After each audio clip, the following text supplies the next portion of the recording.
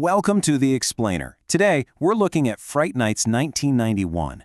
We are talking about the completely chaotic, underfunded, and totally accidental origin story of what we all now know as Halloween Horror Nights.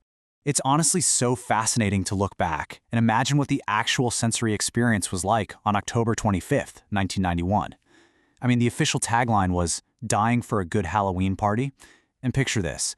As the Florida sun dropped behind the sound stages, the daytime guests filtered out, and something entirely new took over.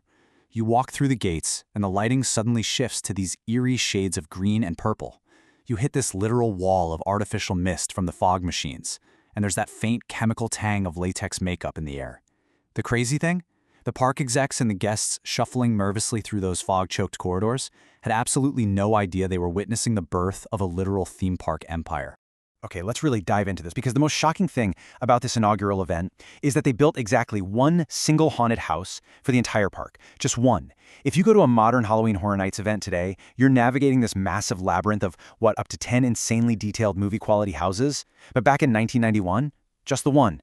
The mandate was super simple. Target local teenagers and adults with a really ghoulish party atmosphere, basically to stand out from the sanitized, family-friendly events down the road at Disney. They had to make the entire park feel terrifying, but with almost zero actual walkthrough attractions to rely on. And you won't believe the entry barrier for this highly experimental three-night event. It was just $12.95 if you bought your ticket in advance. $12. That pretty much perfectly highlights how millions of dollars did not flow into this production. It was aggressively, almost painfully modest. There was no massive multi-month ad campaign, no huge central costuming department. Honestly, if you wanted to be a scare actor, you brought your own costume and did your own makeup. It was a true grassroots experiment, and they were forced to rely on pure ingenuity to manufacture an atmosphere on an absolute shoestring budget. So, you're probably wondering, how did they pull off that single haunted house? Well, this is one of my favorite theme park stories ever. It was a brilliant, happy accident. When Universal Studios Florida opened in 1990, their massive flagship attraction was Jaws the Ride. It opened to huge hype, but there was one glaring problem. The mechanical shark persistently broke down. It was actually such a disaster that Universal had to shut the entire ride down for a 3-year overhaul. But that massive mechanical failure left this enormous queue building in the Amity section sitting completely empty. And for the Fright Nights creative team, that wasn't a problem at all. It was a total gift. They hijacked that cavernous, empty queue space to build their very first house, the Dungeon of Terror. And the Dungeon of Terror was exactly what it sounds like. It was this gritty, low-budget roadside haunt of gore. The exterior had this theatrically conceived facade with a caged woman actually hanging above the entrance just to set the mood, and scare actors pacing up on the roof. Inside, because there wasn't really a central character department, the performers had some pretty unusual creative latitude. Get this, one enterprising scare actor actually snuck over to the Nickelodeon studios on the Universal property, somehow acquired buckets of the famous Nickelodeon green slime, and just incorporated it into his performance. He would literally hurl unauthorized slime at unsuspecting guests. It was completely unpredictable, super chaotic, and viscerally effective. But despite the chaos, the Dungeon of Terror did introduce one massive innovation that completely survived the test of time, and that was the debut of the Rat Lady. So guests would walk across this illuminated plexiglass floor, right? And when they looked down, they saw what looked like a crypt beneath their feet. Inside was a young woman trapped in a glass coffin, screaming and clawing at the barrier, while actual live rats ran freely all over her body. It was an unforgettable, visceral, practical effect. It terrified guests because suddenly they weren't just watching horror anymore, they were standing right in the middle of it. And this specific set piece ended up becoming one of the longest-running and most beloved traditions in the entire franchise. Now, what's really interesting about all this is how they handled the rest of the park. Today, you know the event is famous for its heavily choreographed scare zones, but back in 1991, there were no formal scare zones. Instead, they just unleashed over 35 monsters to roam the streets completely freely. You had Dracula, Frankenstein's monster, the Wolfman, and the Mummy just wandering the themed districts like some spooky Mardi Gras celebration. And to maintain the illusion, Universal instituted a really strict no costumes rule for the guests. That way, if you saw a monster coming out of the fog, you knew for sure it was a real scare actor, even if that scare actor had to do their own makeup in their car before their shift. And that anarchic freedom led to some incredible pop culture moments that vanished almost as quickly as they started. Check this out. A performer dressed as Regan, the demon-possessed girl from The Exorcist, was literally wheeled through the dense crowds on a metal hospital bed by a priest. It was this harrowing direct recreation of the film. The only problem, it was entirely unapproved by the IP holders. It was so terrifyingly effective that it almost immediately received a legal cease and desist order, so Regan was shut down after just one single evening, and now it exists as this hilarious piece of lost theme park trivia. So, here's the crucial point. You have 3 nights, one single haunted house, and thousands of guests. How on earth do you keep them all entertained? Well, the creative team's solution was to compensate for the lack of walkthrough attractions by packing the park with an absolutely staggering 20 live special event productions. Think about that for a second. No subsequent year in the history of the event would ever feature as many individual live shows, and they range from the operatically absurd all the way to the genuinely shocking. And this brilliantly illustrates how they pulled it off. The undisputed crown jewel of that entire entertainment lineup was a show performed right on the steps of the replica New York Public Library. It was called Beetlejuice Dead in Concert, featuring the Ghostbusters. Beetlejuice was obviously a massive pop culture phenomenon at the time, and he essentially hijacked the event, acting as sort of a co-icon alongside the classic Universal monsters. In the show, Beetlejuice summons the Ghostbusters, immediately possesses them, and then forces them to join him in this wildly chaotic musical performance. And hey, if you want a fantastic pop culture Easter egg, look absolutely no further than the cast of that Beetlejuice show. Audiences watching those Ghostbusters being forced to sing irreverent show tunes were actually watching a young Wayne Brady. Yep, he played the role of Winston Zeddemore. This was actually one of the earliest documented appearances of the future TV star and comedian in a professional performance context. It just perfectly encapsulates how wildly unique, weird, and special this whole 1991 entertainment lineup really was. But not all the shows were musical comedies. Universal was really testing the limits of what a mainstream American theme park could get away with. They staged a production called The Chainsaw Massacre Show, where chainsaw-wielding maniacs performed this theatrical sacrifice. They were literally tossing plastic body parts into the audience and spraying what appeared to be blood, which was actually just water, all over the crowd. It was incredibly intense. In fact, it kind of exceeded the park's risk tolerance and had to be canceled after just 2 performances. But those abandoned chainsaw props survived, and they eventually evolved into the legendary roaming chainsaw drill team that diehard fans still look forward to seeing today. When the fog machines finally went silent after midnight on October 31st, 1991, Universal had pulled off a genuine miracle. Out of a broken mechanical shark, an empty queue line, and a tiny budget, they literally birthed a legacy. Fright Nights proved that immersive, live-action horror was something people desperately wanted. It really makes you wonder, doesn't it? What massive cultural traditions, the ones we'll all be talking about 30 years from now, are starting right now as scrappy, low-budget, chaotic experiments? Keep your eyes open, because the next Dungeon of Terror might just be getting built today. Thanks so much for joining me on this explainer, and I'll catch you next time. All right, let's just jump right into this explainer and look at how a modest little theme park test in 1991 transformed into a massive global Halloween enterprise practically overnight. We are going to focus on one single year, 1992, because it quite literally wrote the blueprint for the massive theme park horror events we all know today. So the absolutely crucial starting point here is this staggering reported budget, $1 million. Think about that for a second. That is 10 times larger than what Universal spent the previous year. And as we're going to see, this wasn't just a bump in spending. It was the financial rocket fuel they needed to turn a local improvised Halloween party into an absolute empire. Here is how we're breaking it down today. First up, a Halloween empire is born. Then we'll cover entering the soundstage era, horrified attraction overlays, live shows and street spectacles, the West Coast awakens, and finally, architecture of a legend. Okay, let's kick things off with Section 1. A Halloween empire is born. So get this, an unexpected legal letter actually forced a brilliant rebranding.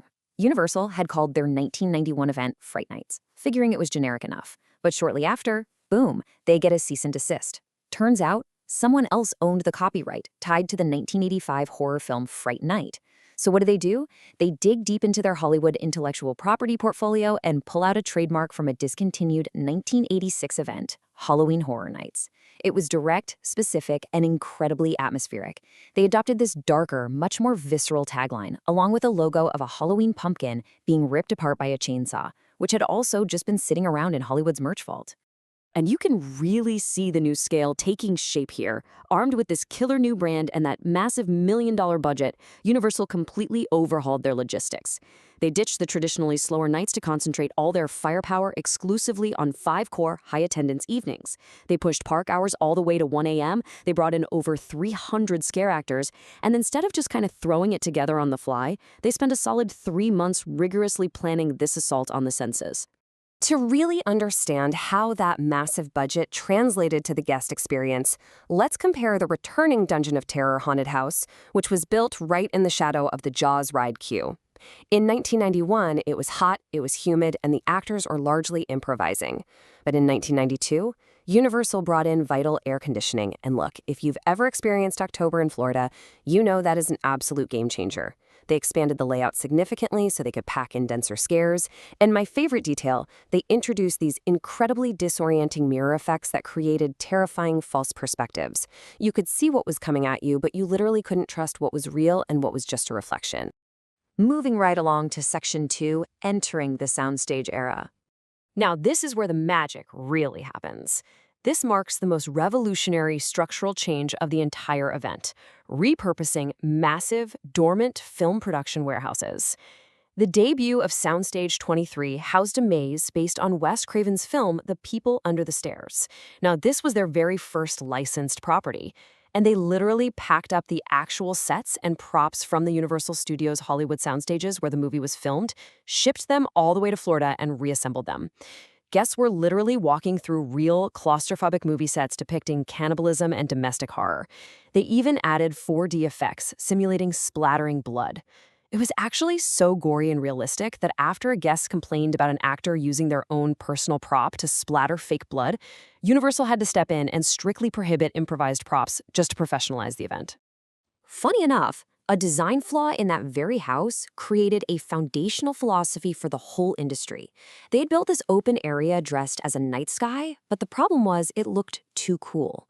Guests just kept stopping to look at it, creating these massive bottlenecks. Universal solved this by installing hidden cannons that fired bursts of compressed air to simulate roaches landing on people, an effect they actually borrowed from It's Tough to Be a Bug. Boom, problem solved. Guests kept walking. And that birthed the concept of scare moving, deliberately weaponizing fright just to keep traffic flowing. It is a genius piece of operational design that is still heavily used today. All right, let's look at Section 3, horrified attraction overlays. Because beyond those massive sound stages, Universal realized they could actually weaponize their permanent daytime infrastructure. They coined this internal term, horrified attractions. The concept was just incredibly effective. It played right into cognitive dissonance, taking a familiar, safe family ride that you already knew and loved from the daytime and twisting it into a dark, threatening encounter the second the sun went down. Just look at the extreme level of detail they put into these 4 overlays. The gentle flying bicycles of the E.T. adventure suddenly became the alien forest, complete with a gauntlet of dry ice fog and demonic forest entities. Back to the Future the ride was completely transformed into a voyage into the unknown, with its queue totally infested by crazy mad scientists wandering around in blood-stained lab coats. Confrontation became the Tramway of Doom, where guests actually got to exit the tram and walk through the darkened, monster-haunted Manhattan sets, literally right underneath the 30-foot animatronic apes ride tracks. No way you'd see that today. And Earthquake, the Terror Underground overlay, literally dyed the ride's climactic flooding waters blood red, leaving guests in a state of genuine shock as they emerge from this blood-soaked disaster. Which brings us to Section 4, live shows and street spectacles. Let's look at how they completely rebalanced their entertainment strategy. While the 1991 test run featured 20 different shows, 1992 strategically dropped that count down to just 5. But they massively boosted the production value of each one. They introduced highly intentional street theming, like Sam Raimi's Darkman just wandering through the New York section. They brought in the Pendragons to perform these impossible magical illusions, offering a bit of craft and wonder to counter all the raw blood and fright. And incredibly, this year also saw the debut of Bill and Ted's Excellent Halloween Adventure. Conceived by Universal creative director Julie Zimmerman, this pop culture parody was exactly what the event needed, the perfect comic relief counterpoint to all the heavy horror, which sparked a legendary 26-year reign at the park. But if you want one sensory detail that truly captures the sheer absurdity and scale of 1992, imagine this. You wander out of a foggy, terrifying haunted house, you step out onto the New York streets, and you immediately feel the intense, radiating heat of a 4-story, 30-ton mechanical dinosaur. Seriously, originally built for an unaired sci-fi TV show called Steel Justice, Universal bought Robosaurus and literally set him loose to physically eat real automobiles and breathe fire right in the middle of the street. It was overwhelming, it was spectacular, and it is exactly the kind of show business flex a $1 million budget buys you. Okay, let's head across the country for Section 5, The West Coast Awakens. Obviously, the massive success in Florida did not go unnoticed by Universal Studios Hollywood. Now, Hollywood hadn't staged a Halloween event since a really tragic, fatal accident involving a tram back in 1986. But with the East Coast proving the business model was a gold mine, they were ready to get back in the game. They had some fierce local competition, though. Knott's Berry Farm had been running their Halloween haunt for nearly 2 decades, and they had Elvira as a massive draw. So Universal Hollywood countered by bringing in Penn and Teller. They packed 14 shows onto their upper lot and opened up 3 attractions. Here's the rub, though. Because Hollywood lacked the large, empty sound stages that Florida had, they had to shove their 2 haunted mazes, the Maze of Maniacs and Nightmare Alley, straight into their parking garages. And look, while the low ceilings and harsh fluorescent lights were definitely creepy in their own way, the 1992 Hollywood event was ultimately deemed unsuccessful. In fact, it wouldn't return again until 1997. But what you really need to take away from this is that it proved a bi-coastal business case was actually possible. It was a totally necessary stepping stone that eventually led to Hollywood's massive, runaway modern success. Finally, Section 6, Architecture of a Legend.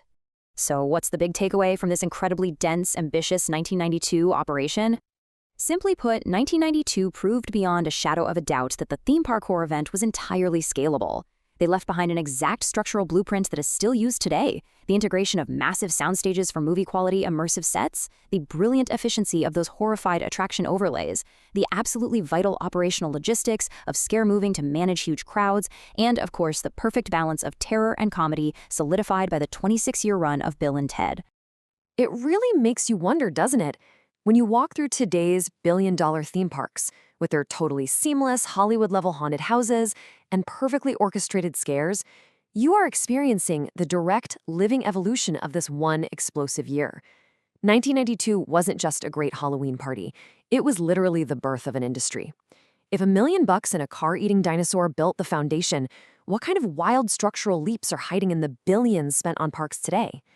Thanks so much for joining me on this deep dive explainer. Until next time, keep questioning the blueprint behind the spectacle. Welcome to our HHN Time Capsule Explainer. Today, we're stepping right into the fog of 1993 to see exactly how Halloween Horror Nights 3 completely transformed scattered scares into a permanent, engineered blueprint for terror. Seriously, if you've ever felt your heart racing at a theme park in October, we are going to uncover how the DNA of that exact feeling was finalized in this very year. Here is our roadmap for today. Setting the 1993 stage, the 3 haunted houses, scare zones in the midway, live entertainment and spectacle, and finally, reception and lasting legacy. Section 1. Setting the 1993 stage. Let's look at how Universal really found its footing leading up to the autumn of 1993. Okay, so by 1993, Universal Studios Florida was finally getting on its feet. Those catastrophic opening day ride failures from 1990, mostly in the rearview mirror. But in the spring of 1993, a massive logistical shift happened. The Jaws ride finally reopened. Now, why does that matter for Halloween? Well, for the first 2 years of the event, the Dungeon of Terror Haunted House operated inside the massive empty Jaws queue. With the ride actually running again, that space totally vanished, forcing the team to drastically innovate. Realizing they needed to expand the event to 7 nights and really dial up the intensity, creative director Julie Zimmerman and artistic director John Paul Gertz traveled to LA and New Orleans. And they weren't just looking for your typical actors. They were actively hunting for wildly unusual, transgressive, and bizarre talent to elevate the entire atmosphere of the park. Armed with this brilliantly confident new tagline, "Don't get caught dead anywhere else," and a $35 out-of-state ticket price, Universal was ready to assert itself as the absolute best Halloween experience in Florida. After those rocky early operational years, this was a massive display of confidence. I mean, it cleverly acknowledged the death metaphor while outright challenging guests. You know, like, you either come here or you admit you're settling for less. Section 2. The 3 haunted houses. It is time to look at where the true mechanical engineering of fear took shape. Artistic director John Paul Gertz absolutely hit the nail on the head when he said, "Designing a haunted house turns into math." The creative team had this insane challenge: They had to push 2,000 guests per hour through very tight spaces, which required continuous kinetic pressure. They absorbed the lessons from previous years and realized, hey, open spaces cause bottlenecks and ruin the pacing. So they meticulously engineered every single guest's move by chaining together tight 5-second scenes to keep everyone constantly moving forward. The math of fear became completely inseparable from the craft of it. It was orchestrated to act like a pinball machine from hell. To hit that aggressive 2,000 guest target, Universal built 3 magnificent houses. We're talking about one returning intellectual property, one entirely original concept, and one groundbreaking new construction model. Let's explore the really intense, granular details of how each of these spaces was specifically designed to break guests down psychologically. First up, located in Soundstage 23, The People Under the Stairs returned for a second year. Based on Wes Craven's 1991 film, this wasn't just some generic walkthrough. They utilized actual Hollywood props from the movie to ground the environment in absolute reality. But things got deeply, uncomfortably real with the introduction of 2 legendary performers that altered the entire guest experience. First, you had the Rat Lady, performing inside a glass coffin, literally swarming with live rats. And right alongside her was the Roach Man, a performer sitting there entirely covered in living cockroaches. Guests weren't just looking at rubber masks or waiting for jump scares anymore, they were confronting genuine, crawling phobias right in front of their faces. The behind-the-scenes reality of pulling off those phobias is just absolutely fascinating. The surprisingly tender 4-page instruction manual for the Rat Lady highlights Universal's extreme professional rigor. Because they were relying on live, unsimulated animal encounters to trigger genuine panic, the animals had to be treated perfectly. They were certified disease-free. Performers were instructed to visit them daily to establish comfort, keep rat treats readily available, and this is my favorite part, bizarrely enough, use Ozzy's scrunchy hairspray because the rats were incredibly attracted to the scent. The fact that Universal even adopted the rats out to employees post-event casts this whole elaborate apparatus of terror in a strangely wholesome light, doesn't it? Next, occupying the Nozerman's pawn shop facade in the New York area, the Slaughterhouse debuted. This was a completely original concept, featuring crazed butchers operating an illegal human meat processing plant. Now, going original was a huge risk back then, when audiences expected famous movie monsters, but they compensated with overwhelming sensory details. As you navigated the tight, blood-slicked corridors, you were assaulted by the deafening sounds of meat grinders, and the unsettling visual of human body parts hanging like freshly processed cattle. It relied purely on suffocating atmosphere and really aggressive actor performances, proving to Universal for sure that homegrown concepts could be just as much of a draw as the famous movies. Finally, we have the Psychopath Maze.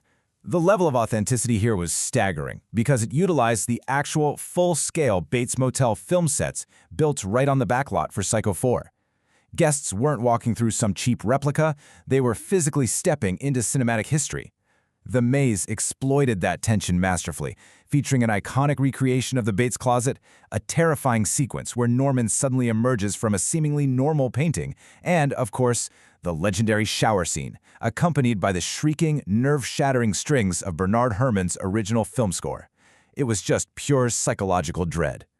But here is why the Psychopath Maze was a real game-changer. Because the Bates Motel was merely an exterior facade, there was no actual interior to walk through. Universal engineered a massive enclosed tent structure directly behind it to house the maze. This is a wildly important historical prototype, and it completely solved the problem of location scarcity that popped up when the Jaws queue reopened. This exact construction technique evolved into the modern sprung tents used today, allowing Universal to put haunted houses in parking lots and backstage areas, giving the event pretty much limitless geographic flexibility. Section 3, Scare Zones and the Midway. Let's step out of the enclosed houses and see how they were completely transforming the streets. So prior years featured scattered, roaming monsters with very little cohesion. But in 1993, the Midway of the Bizarre unified the streets by tapping heavily into early 20th century American sideshow traditions. They created this immersive aesthetic of carnival otherness that totally transformed the park's themed areas. You'd turn a corner and suddenly encounter fire-eating contortionists or sword swallowers. You had the deeply unsettling dead high school cheerleaders hyping up the chaos. And then there were transgressive acts like the human blockhead. Literally, a performer driving nails into his skull right in front of you. It brought a darker, bizarre heritage right into the open streets of a family theme park. But the Midway's most legendary addition was, without a doubt, the Chainsaw Drill Team. Rather than just performing a stage show on a platform, this was a highly trained unit executing a calculated, multi-step psychological warfare strategy directly on the crowd. Show directors coached these performers to pick a victim and then just stand and stare to build an unbearable, suffocating discomfort. They were explicitly instructed to remember specific guests who thought they had escaped that initial encounter, only to coordinate a massive ambush on those exact same people 2 loops around the park later. Seriously, nowhere felt safe. That relentless street-level warfare established an equation that absolutely defines the event to this day. By bypassing cognitive processing entirely, the chaotic mechanical roar of a chainsaw engine, paired with the chemical smell of fog machine condensate, became the signature sensory trigger of Halloween Horror Nights. A failed 1991 stage show accidentally proved chainsaws were effective, but the 1993 drill team completely weaponized them in the streets, creating a Pavlovian anticipation and a deep-seated dread that fans still experience the second they smell fog today. Section 4. Live entertainment and spectacle. Let's see how they managed to balance out all that pure terror. To keep guests from getting entirely overwhelmed by the extreme gore of the houses and the outright hostility of the streets, Universal provided a continuous kinetic energy outside the mazes with a rapid-fire lineup of live shows. You had the pop culture satire of Bill and Ted's Excellent Halloween Adventure, returning to mock the 1993 zeitgeist. You had the macabre illusions of Hex Maniacs, a high-stakes crossbow danger act, and even participatory Dance of the Ghouls street parties. This variety was absolutely crucial. It was a massive reminder that alongside the absolute fright, this event was fundamentally designed to be a party. A Mardi Gras of the macabre that let people completely release the tension they'd been building up in the houses. They even upgraded their existing spectacles. Just look at the evolution of the 30-ton Robosaurus act between 1992 and 1993.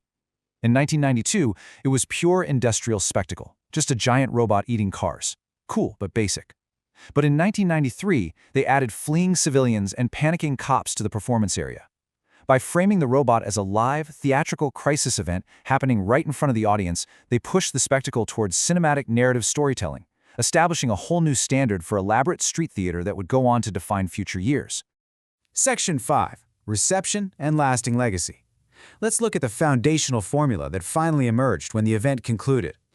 The shift from the prior years to 1993 was just absolutely monumental.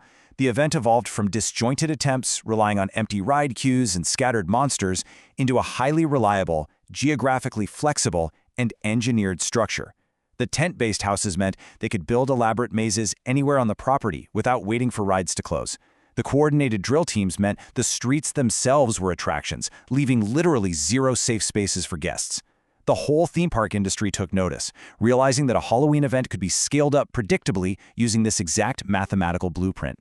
And the massive positive reception of that blueprint brought in really lucrative media partnerships, most notably a huge Fox television opening night bash. Featuring cast members from massive mainstream hits like Beverly Hills 90210 and Martin, this national broadcast proved the event was no longer just a local novelty, it was a highly marketable powerhouse platform. Internally, the success of the Slaughterhouse validated original house concepts, shifting Universal's strategy to rely a bit less on expensive movie properties and more on their own terrifying imaginations. It proved the psychological effectiveness of unsimulated animal acts, and most importantly, the unified midlay of the bazaar was such a hit that it paved the exact path for 1994 when Universal would take the final step and officially introduce formal, geographically defined scare zones. Which leaves us with one provocative thought to wrap up our explainer. When you inevitably freeze at the sound of a roaring chainsaw in the fog, or feel pushed along through a terrifyingly tight haunted house, how much of your fear was meticulously calculated by the math of 1993? This was the year Halloween Horror Nights truly became a science, and we've been running from it ever since. Thank you so much for exploring this with me. I'll see you in the fog.